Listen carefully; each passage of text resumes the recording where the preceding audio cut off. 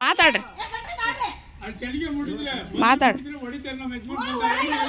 ಮಾತಾಡ್ರಮ್ಮ ಮಾತಾಡ್ರಿ ಮಾತಾಡು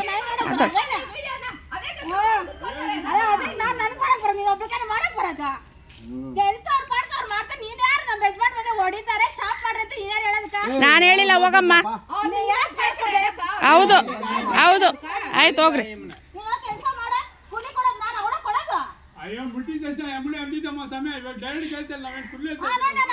ಆಯ್ತು ಹೋಗು ಸರ್ ಸ್ಟೇಷನ್ ಆಗಿ ಹೇಳಿದಕ್ಕೆ ನಾವು ನಿಲ್ಸಿದ್ದು ಮಾಡ್ಕೋ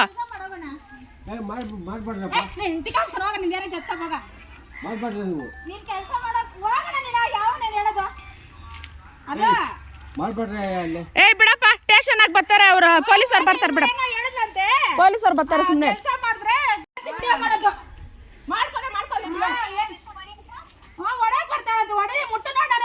ನಾನು ನಿನ್ ಕೇಳಿದ್ನ ಒಡೆಯಕ್ ಬರ್ತೀನಿ ಅಂತ ನೀನ್ ಹೇಳ್ತಾರ ಅದು ವಿಡಿಯೋ ಆಯ್ತು ಬಿಡಮ್ಮ ವಿಡಿಯೋ ಆಯ್ತು ಬಿಡಮ್ಮ ಹೋಗು ವಿಡಿಯೋ ಆಯ್ತು ಆಯ್ತು ಹೋಗು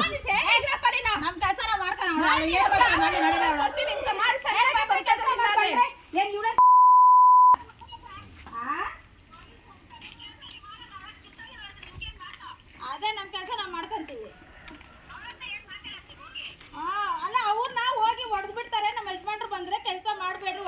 ವಂಶೋದಯ ಆಸ್ಪತ್ರೆಯಲ್ಲಿ 24/7 ಎಮರ್ಜೆನ್ಸಿ ಕೇರ್ ಲಭ್ಯವಿದೆ. ಆಘಾತ, ಹೃದಯಾಘಾತ ಅಥವಾ ಪಾರ್ಶ್ವವಾಯು ಆಗಿರಲಿ, ತುರ್ತು ತಜ್ಞರ ತಂಡವು ಅತ್ಯಾಧುನಿಕ ಉಪಕರಣಗಳೊಂದಿಗೆ ಅಗತ್ಯವಿರುವಾಗ ತ್ವರಿತ, ಪರಿಣಾಮಕಾರಿ ಮತ್ತು ಪರಿಣಿತ ಚಿಕಿತ್ಸೆಯನ್ನ ನೀಡುತ್ತಾರೆ. ಹೆಚ್ಚಿನ ಮಾಹಿತಿಗಾಗಿ ಸಂಪರ್ಕಿಸಿ 7270 72770 ಅಥವಾ 91410665. 166ರಲ್ಲಿ 52ಕ್ಕೆ 26 ಅಡಿ ನಮ್ಮದು ಖಾತೆ ಇದ್ದು, ಈಗ ಇವರು ಫೋರ್ಜರಾಗಿ ಬಂದು ನಾನು ಕೋರ್ಟಲ್ಲಿ ಸ್ಟೇ ತೊಗೊಂಬಂದಿದ್ದೀನಿ.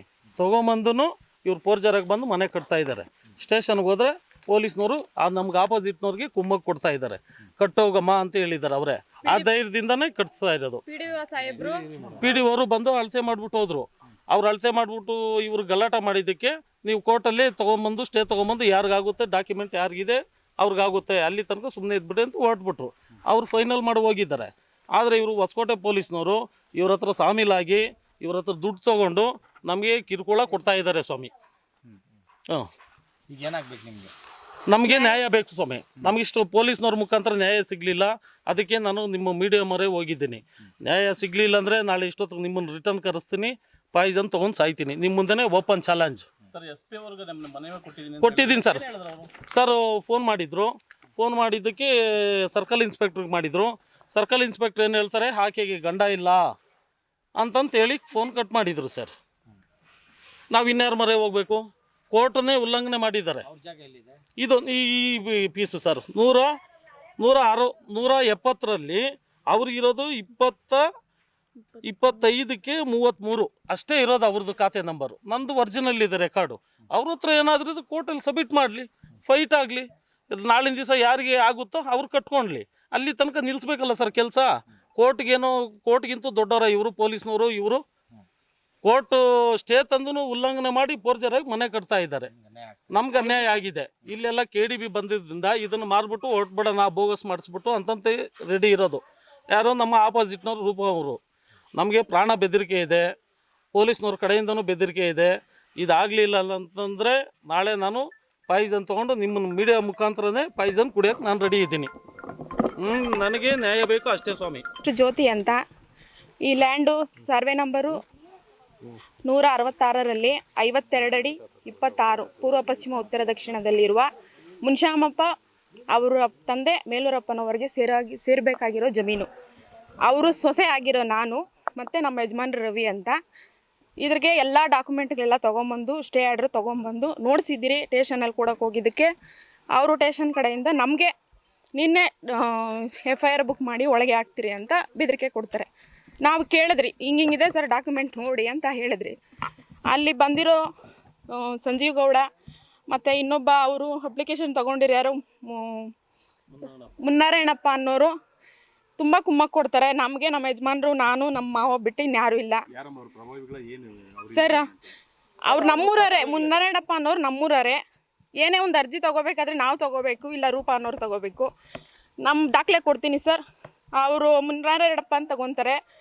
ಇದ್ರಿಗೇನಾದರೂ ಮಾತಾಡೋಕೆ ಬಂದರೆ ಸಂಜೀವ್ ಗೌಡ ಅವ್ರು ಸರ್ ಬಂದಿದ್ದಾರೆ. ಅವರು ಈ ವೀಕಲ್ಲೇ ಬಂದೆಲ್ಲ ಅಳತೆ ಮಾಡ್ಕೊಂಡು ಹೋಗಿದ್ದಕ್ಕೆ ಅದರಲ್ಲಿ ನಮ್ಮ ಜಮೀನಿದೆ ಅಂತ ಪಿ ಡಿ ಒ ಸಾಹೇಬ್ರೆ ಹೇಳಿದ್ರು.